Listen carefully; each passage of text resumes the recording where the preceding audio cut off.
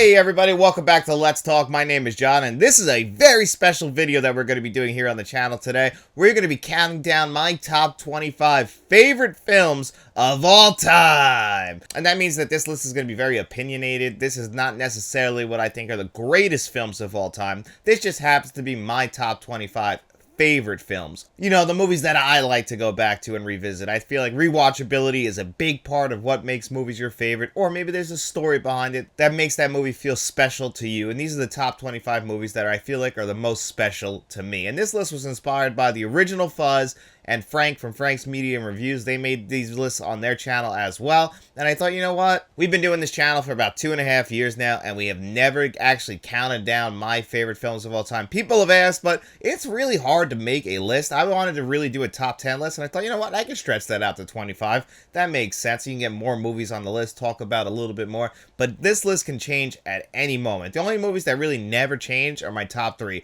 Those have remained the same pretty much forever, and I don't think I'll ever move them just because of the nostalgic memories attached to them. But everything else, you know, every now and again, a new movie comes along, and I'm like, is that one of my favorites of all time? It really depends. Movies like Babylon and Hereditary, they might not make this list necessarily, but they are getting close. Those are more recent movies that I have actually absolutely loved. Movies like Pearl. You know, we don't get as many great movies as we used to back in like the 1980s and 1990s. You'll see a lot of 80s and 90s movies on this list, but we still get great movies every single year that could end up on this list one of these days. And without further ado, let's start this off with number 25. You should see the other guy. Oh, geez. And at number 25, we got Fargo from the Coen brothers. This movie came out in 1996. It stars Frances McDermott, and this movie is just fantastic. It's well shot. It's my favorite Coen brothers movie. You get a great Steve Buscemi performance in this, really showing people he's more than just a comedic actor, despite the fact he is really funny in this movie. William H. Macy is great in this movie. The Coen brothers just know how to write a movie. Apparently, every bit of dialogue that you see in this movie, none of it is ad-libbed. It's all written down on the paper. The Coen brothers know how to direct a movie, know how to shoot a movie. They damn sure know how to write a movie, and Fargo is the best one that they ever did.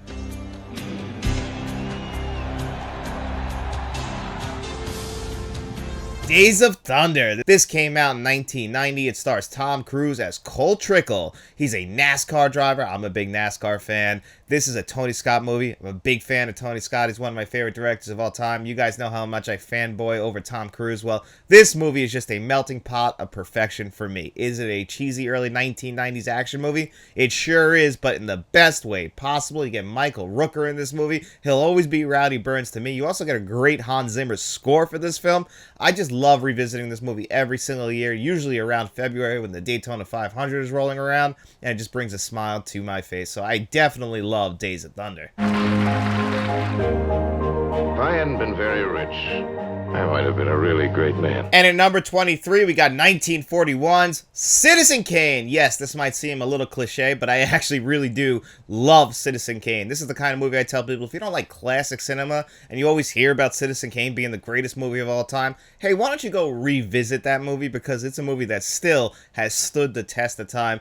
Not only is it an inspiration of so many other great films, especially on modern day cinematography with its transitions and how time lapses throughout this movie, great special effects, especially in the costume design and the effects that Orson Welles has to wear in this movie, who directed and starred in this film, also co-wrote the movie, and it's just a great, entertaining movie that moves along at a brisk pace. Doesn't feel like a movie that came out in 1941, and Orson Welles made this movie when he was about 25 years old. Just one of the most talented individuals of all time, and I still think Citizen Kane holds up to this very day. What is this? What do you want? Just want to know who you are. Does that remind you of her? And then at number 22, the movie that actually knocked Citizen Kane off the number 1 spot on the last Sight and Sound movie poll was Vertigo from 1958, directed by Alfred Hitchcock. This is my favorite Alfred Hitchcock film. It stars James Stewart in a movie role that really isn't very James Stewart-y. He's kind of a little bit of a sleaze in this movie. He's a little bit of a strange dude. You know, we're used to him being the hero. He's played the villain before, but for the most part, I would say James Stewart was like the 1940s, 1950s version of Tom Hanks. You know, he always plays the nice guy. He always plays the movie star. He's a very charming, loving individual. But in this movie, he's got a real issue he can't really work anymore, and now a friend of his comes and says, hey, I need you to check out what my wife is doing. I'm not entirely sure. And he ends up falling in love with her, and then she eventually dies. All of a sudden, she comes back, or somebody looks like her and comes back into his life, and we find out that James Stewart has an obsession with this woman, and this movie looks absolutely stunning, especially on 4K Blu-ray. I really truly believe that this is Alfred Hitchcock's best film, even just edging out Psycho a little bit. As much as I love Psycho, Vertigo is just one of those special films to me. It's definitely one I recommend you check out. It's another classic film that I think has stood the test of time.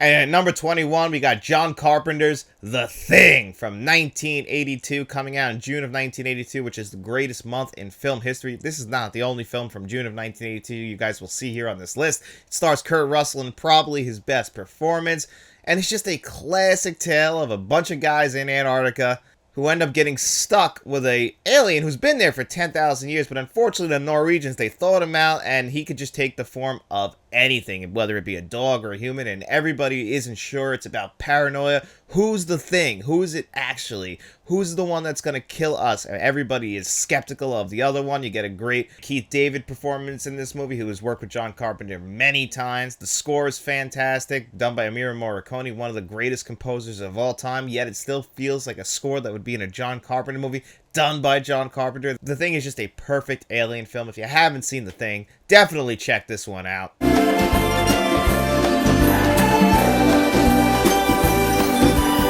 Starting off the top 20 is probably my first favorite movie of all time, and that is 1994's The Lion King. That means it's only fallen 20 spots since about 1994, 1995. I distinctly remember watching this movie as a kid, have very vivid memories. I'm the perfect age for this movie to grow up with it, right during the Disney Renaissance, you know. This was actually the B movie for Disney. They really had all of their eggs in the Pocahontas basket, and then they realized they had a gem with The Lion King. The Lion King is still my favorite animated film of all time. I do love animation. You might not see any other animated films on this list, but The Lion King is one of those special movies. Love all the songs in the movie. I also love that Hans Zimmer does the regular score for this movie. That is all so well done. Beautiful animation. And as a child, I loved The Lion King, and I still get those nostalgic feelings of being a young kid when I run back to this movie every now and again. I have Diners. And then at number 19, we got my favorite John Hughes movie of all time, 1987's Planes, Trains, and Automobiles, starring John Candy and Steve Martin. These two just have incredible chemistry together. Steve Martin plays the straight man to John Candy. John Candy really gets to flesh out his performance in this movie. This and Uncle Buck were two great movies that he did with John Hughes, but he is just so good in this movie. This is my favorite John Candy movie. He is so funny in this movie. This movie has so many classic scenes. And, you know, Steve Martin, one of the greatest comedians of all time, to be playing the straight man, of course, he still does get his moments to shine in this movie, like the rental car scene where he says fuck about 1,000 times. That's the only reason that this movie got rated R, was because of that one scene. Because it doesn't really feel like an R-rated film. It really just feels like these two regular guys who got to get across the country, get Steve Martin back home to his family for Thanksgiving, and it becomes just an emotional movie at the end of it. This is the kind of movie that actually makes you cry, which is unbelievable, and it still gets me every single year when I watch this movie around Thanksgiving, if not on Thanksgiving. It's a Thanksgiving classic. Start off the holiday season right with Planes, Trains, and Automobiles.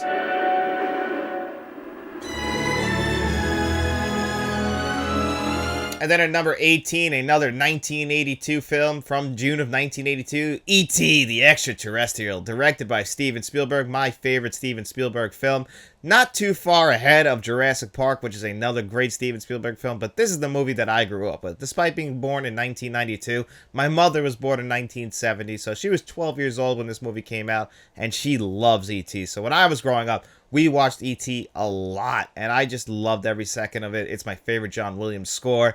You know, just the story of a boy and his alien, and it really gets that message across. This movie is definitely a great team-up between John Williams and Steven Spielberg. I don't think this movie is as good as it would be if it wasn't for the fact that the two of them were working together on their A-game, giving 100%. If you're missing one of those two pieces, this movie wouldn't be as remembered as it was. It famously lost to Gandhi for Best Picture, but Richard Attenborough did make it up to Steven Spielberg by appearing in Jurassic Park, so gotta have E.T. on the list for me.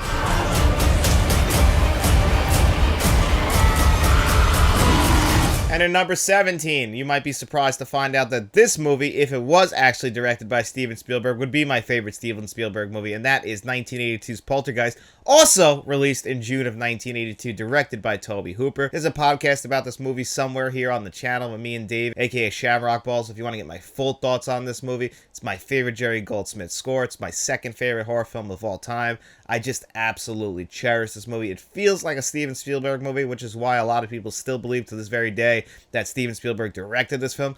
I like to believe it's like a mixture of the two. I think that Tobe Hooper and Steven Spielberg really crafted this movie together, and man, they ended up with a perfect film, and a perfect horror film at that scared the hell out of me when I was a kid. I saw this movie at 6 years old, and I really shouldn't have, but to this very day, I still love it. I get those nostalgic feelings. I actually feel emotional watching it just because it brings back all of those memories. Poltergeist 2 is still pretty good. It's nowhere near as the original. 3 is, I haven't seen it in a long time, and it leaves a bad taste in my mouth, and the remake shouldn't exist.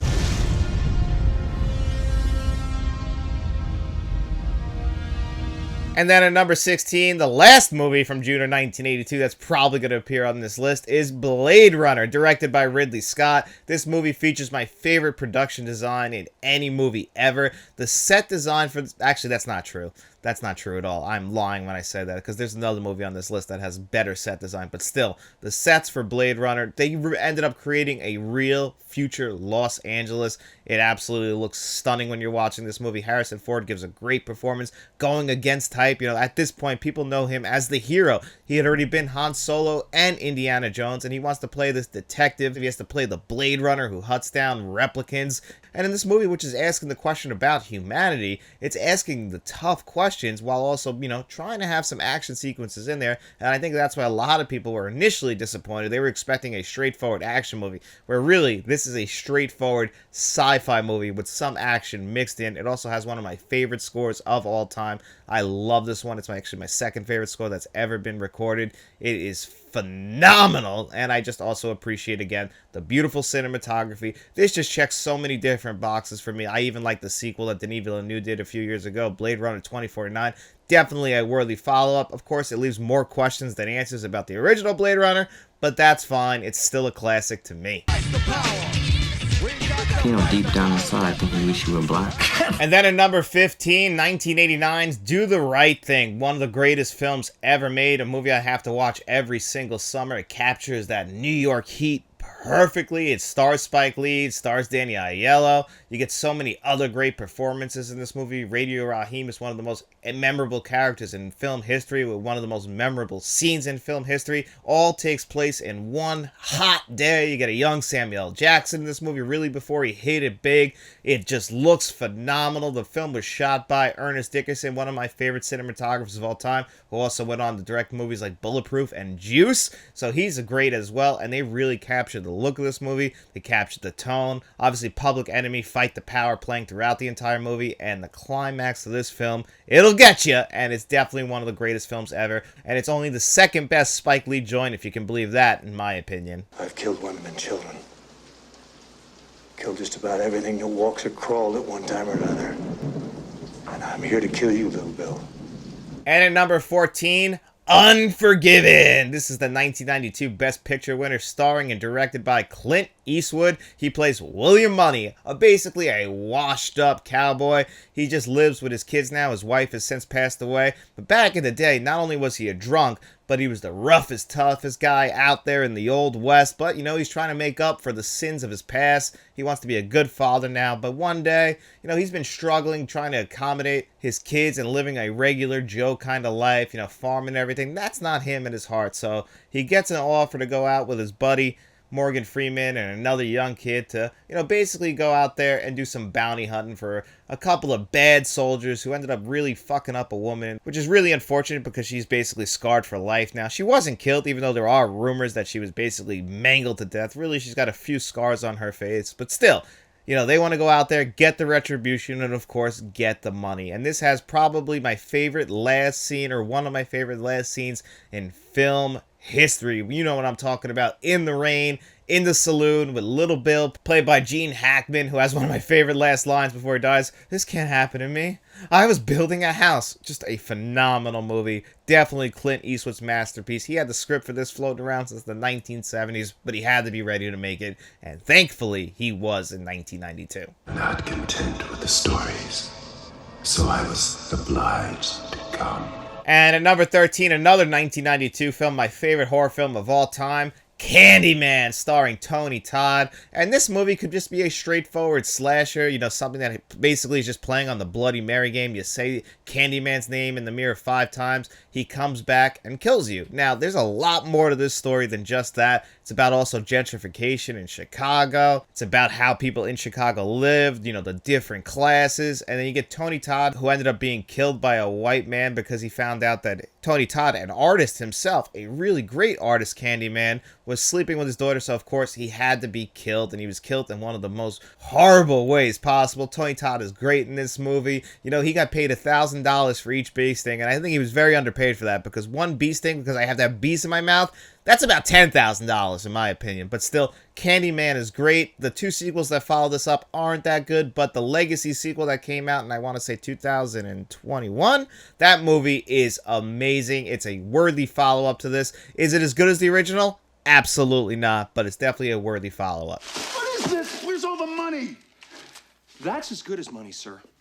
Those are IOUs. And then at number 12, you heard me talk about it here on the channel many times, my favorite comedy of all time, starring Jim Carrey, came out in 1994, the same year as Ace Ventura and The Mask, but the one that came out in December, directed by the Farrelly brothers. That little gem is called Dumb and Dumber, starring him and Jeff Daniels as Lloyd Christmas and Harry Dunn, respectively. The two of them just have great chemistry. The studio didn't even want Jeff Daniels as Harry. They wanted Nicolas Cage, but that movie would have been a very different film. It would have been Jim Carrey and Nicolas Cage trying to one-up each other, but Jim Carrey knew what Jeff Daniels was. He knew that that's the perfect person for me to play against, and it just works out so well. Not only that, but this features a great soundtrack, my favorite soundtrack in film history, with a bunch of bands I don't really listen to, but all the song choices were perfect for this, which is something that the Farrelly brothers have always been known for. They know how to just make great soundtracks and get the perfect soundtrack for their movies, and this movie is no different. I can go on and on about the jokes in this movie. Let's just say I quote this movie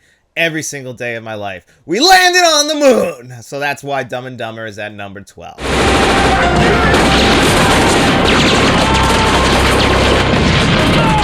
Number 11, True Romance, another Tony Scott movie on the list, but this one has the distinction of being written by Quentin Tarantino. He sold the script for True Romance and for Natural Born Killers. This actually came out 1 year after he put out Reservoir Dogs and 1 year before he put out Pulp Fiction. Stars Christian Slater in my favorite Christian Slater movie, which, you know, isn't really saying a lot. He's really this and Heathers. And you also get Patricia Arquette in this movie. She is phenomenal. I love her performance in this movie as Alabama. You get a young James Gandolfini. I really believe that this is the movie that got him the job in The Sopranos. Christopher Walken just pops in for one scene, steals the movie. Dennis Hopper is phenomenal in this movie. It's beautifully shot. I love the score to this movie, done by Hans Zimmer, which is basically just a remake of the Badlands score, and Badlands and True Romance have very similar plots and stories, so I understand that, especially in the 2 lead characters. They're both on the run, but very different ways. And this movie also has Chris Penn in it. I mean, I can go on and on about True Romance, but the movie just flies by at a brisk pace, has a great score, it's well shot,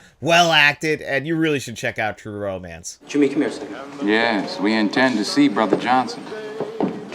Who the hell are they supposed to be? They're brothers of Brother Johnson.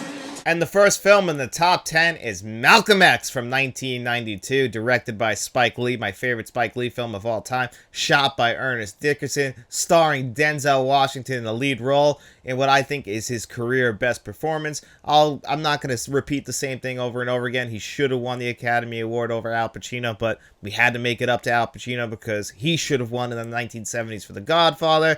You know, that went to Jackie Gleason, which you can argue is a makeup Oscar as well.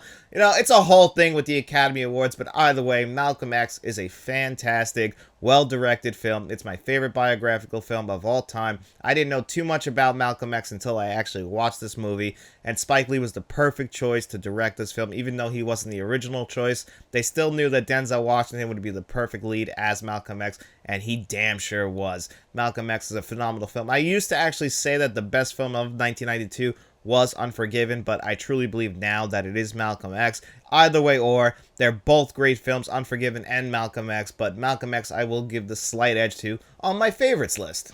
Nobody can touch me. Suppose we better register you as a lethal weapon. And at number 9, we got Richard Donner's 1987 buddy cop classic starring Mel Gibson and Danny Glover, and that little gem is Lethal Weapon. I can't explain to you guys how awesome I think Lethal Weapon is, and how fun I think Lethal Weapon is, and how rewatchable Lethal Weapon is. This is the kind of movie I can just keep playing over and over and over again. It's also a semi-Christmas classic. That's when I choose to watch it, and that always just leads me down the path of watching Lethal Weapon 2, Lethal Weapon 3, Lethal Weapon 4, which I also really enjoy. There's those rumors that Mel Gibson is going to be directing Lethal Weapon 5. I just say leave it alone. The first 4 movies are great. The original is still the best. I know people think Lethal Weapon 2 is slightly better. I love Lethal Weapon 2, don't get me wrong, but the original's the original. This is really where we're building up the characters, and Martin Riggs' character in the first third of this movie is so dark and scary, and you feel like he's literally living on the edge and he's actually suicidal, really diving into his mental health. And the scene with the gun in his mouth is one of the best scenes in film history. I love Lethal Weapon. Check out Lethal Weapon. What I want out of each and every one of you is a hard target search of every gas station, residence, warehouse, farmhouse, hen house, outhouse, or doghouse in that area. Checkpoints go up at 15 miles. Your fugitive's name is Dr. Richard Kimball. At number 8, another 1993 film, and this one stars Harrison Ford yet again in what I think is Harrison Ford's best film. And yeah, I'm a big Indiana Jones fan. I'm a big Star Wars fan. I love Han Solo. I love Indiana Jones. I love Rick Deckard. But I will always love Dr. Richard Kimball, played by Harrison Ford in this movie. This movie also stars Tommy Lee Jones, who won an Academy Award for this film. And it's just one of the best made movies of the 1990s. It's a great action thriller, has a great story running throughout the whole movie, has a great plot that actually builds up in a fantastic conclusion. You know, he's the fugitive, but he actually didn't kill his wife. It wasn't him. It was the one-armed man. And he has to prove it. He's on death row, though, so he doesn't really have a lot of time. Luckily, the window opens up when the bus crashes, and he's able to run away from this. But he's still a good person at heart. That's why my favorite scene in this movie, basically Harrison Ford's pretending to be a janitor in one scene, and somebody says, hey, can you just take this kid upstairs for me? Just wheel him up and everything, and he's got his chart on his chest. Dr. Richard Kimball, a doctor himself, looks at it and goes, oh my god, they're going to do the wrong thing to him. He could die. He ends up saving the kid's life by actually doing the right thing and bringing him to surgery where he really needed to be so that he could have his life saved. I actually, the first time I ever saw that, well, not the first time, once I got a little bit older and saw that, it actually got me emotional once I understood that, you know what, at the end of the day, Dr. Richard Kimball is a good person who had his life ripped out from under him through no fault of his own, and he got framed for the murder of his wife, who it appears very early in this movie he absolutely loves. So definitely check out The Fugitive.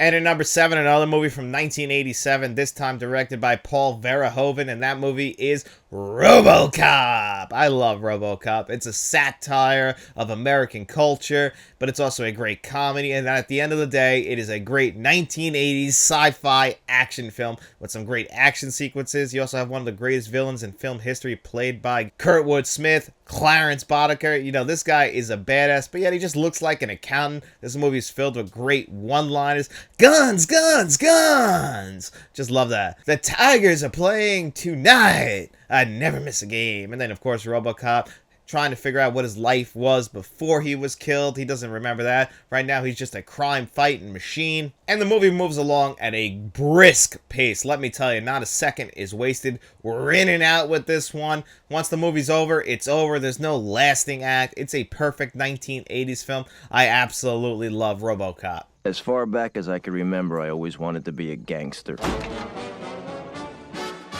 And at number 6, my favorite Martin Scorsese film of all time, Goodfellas. This movie came out in 1990, famously lost Best Picture to Dances with Wolves, which is really disappointing because Dances with Wolves, it's just alright. It's good, but it's nowhere near as Goodfellas. Goodfellas is one of the best films ever made. And this was the movie that I was like, I can't believe Goodfellas isn't in my top 5, because I rewatch Goodfellas all the time. I think this might be one of the most rewatchable films ever. I mean, Ray Liotta stars as Henry Hill. He's perfect. Joe Pesci won an Academy Award. He's perfect in this movie. Robert De Niro, just in the third lead in this film. He's phenomenal in this movie. Has some of the most iconic scenes of all time. All the supporting characters are great. I'm gonna get the papers, get the papers. The third act of this movie is just one big anxiety attack.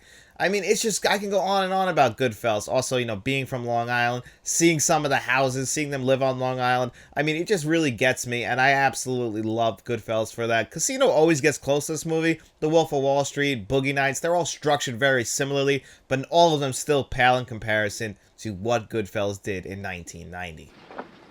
Forget it, Jake. It's Chinatown.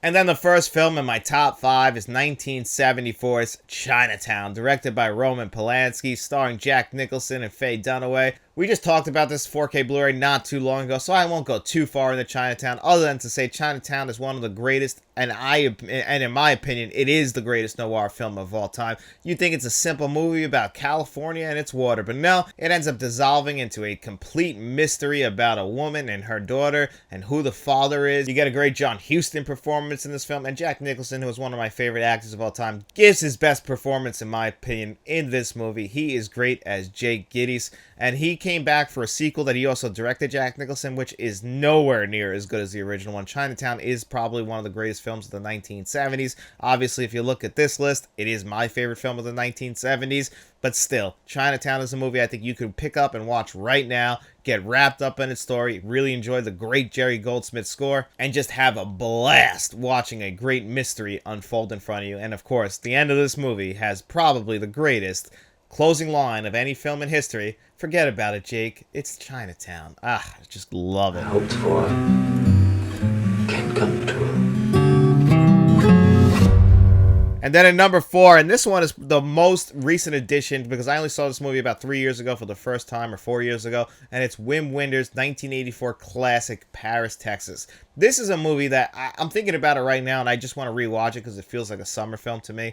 It's basically your classic road story, but what sets this movie apart from any other movie on this list is the one scene with a two-way mirror that takes place between Harry Dean Stanton and Natasha Kinski. I just think that this scene is so well acted. This is why a lot of people say Harry Dean Stanton is one of the most underrated actors of all time. And I agree, and I believe this movie came out the same year as Repo Man, so Harry Dean Stanton was having a moment, but he is perfect in this movie. At the beginning of this movie, we just see him wandering around. His brother finds him, basically has to nurse him back to health. And then we unravel the mystery of his son, his ex-wife, and what happened. And again, builds up to a great conclusion. And Paris, Texas, it's one of the most emotional movies I have ever watched. That one scene, it breaks me down every single time. That one scene is why it's this high on the list. Everything around it is great. Maybe it would have squeaked in the bottom of the top 25. But I think that's the greatest scene in film history. It's just incredibly acted.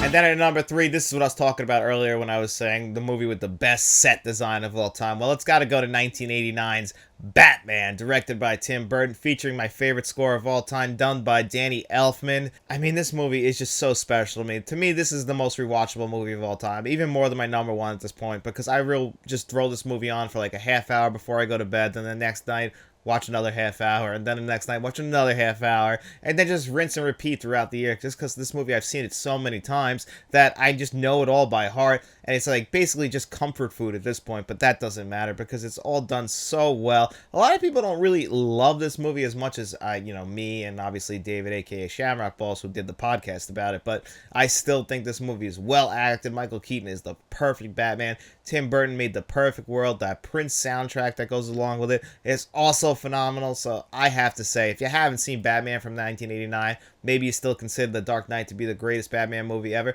And you might not be wrong, but still, Batman is really special to me. It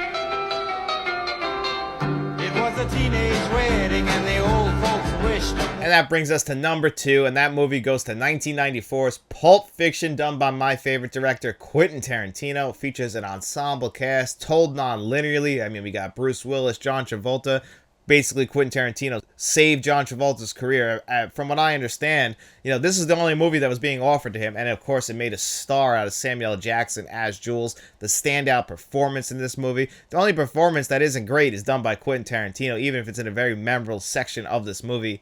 Harvey Keitel pops up for one scene as the Wolf, one of the most memorable film characters in film history. This movie's special to me because this is the movie that made me fall in love with movies and movie making, seeing a movie told non-linearly. I did see this too young. I was like 12 or 13 years old, but still, I fell in love with the movie right away. I fell in love with all the violence, all the music that's throughout this movie, how it looks like a 1970s film. I wasn't aware of that at the time, but as I've gotten older, a Royale with cheese. I mean, this movie's endlessly quotable. It's a special movie. It's one of the most special movies of all time, and, it gets really close to my number one. It's the movie that I think made me a fan of filmmaking, and it's why it's so special to me. But my number one has been my favorite film since I was under the age of 10, and that movie is 1984's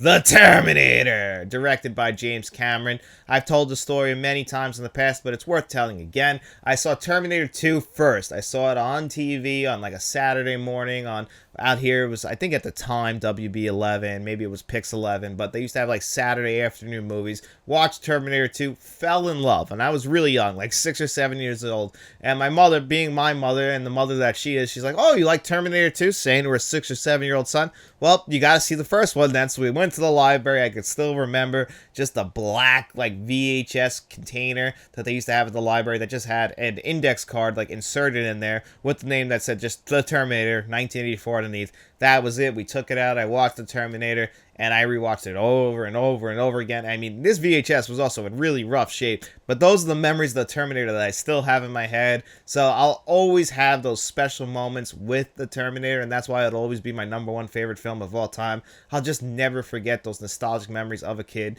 I have numerous times where I was watching The Terminator. Like, there's another time where me, my brother, and my cousin Matt, who you guys know here on the channel, I just remember us watching the Terminator DVD. My brother had just gotten the snake like that day. It had like this red lighting throughout the room because I guess the snake needed red lighting. We only had it for like a few days because then we all got really scared of the snake because apparently it was sizing us up.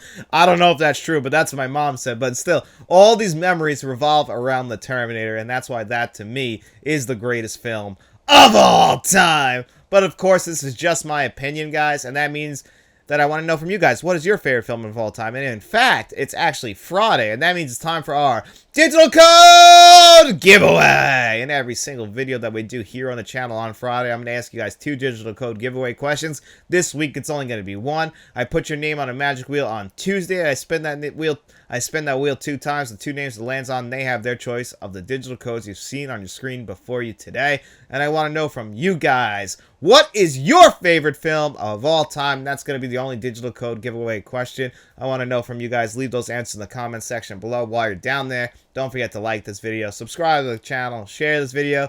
Then, of course, we have channel memberships. If you want to join those, we have a Friends of the Channel tier. We have a Producers tier where you're going to find John Doe Juggalo, Jason Martin, and Mr. Smelly Potato. And we have a Directors tier. We're going to find Frank from Frank's Media and Reviews. But if you got no money to throw away, guys, don't you worry at all. All we hope is that you enjoyed this video. And if you did, don't forget to hit that like button, hit that subscribe button, and, of course, turn notifications on because we want to make sure you guys know what's going on here on the channel. If you don't want to do that, well, just get out in those streets and tell your friends about us, and then we'll be seeing you around.